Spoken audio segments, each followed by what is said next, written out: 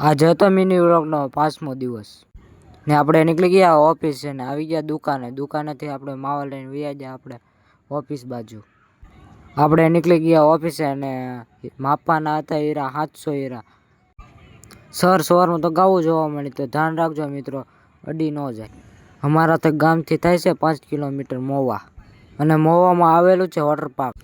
Finally મિત્રો મોવા તો પહોંચી ગયા. આપણે માપવાના હતા 700 હીરા, તો આપણે પહોંચી ગયા ઓફિસે તો આવી ગયા. પછી આપણે હીરા માપવાનું ચાલુ કર્યું. તો આવી ગઈ પહેલાં ચા, પછી ચા પીને પછી હીરા માપવા માંડ્યા.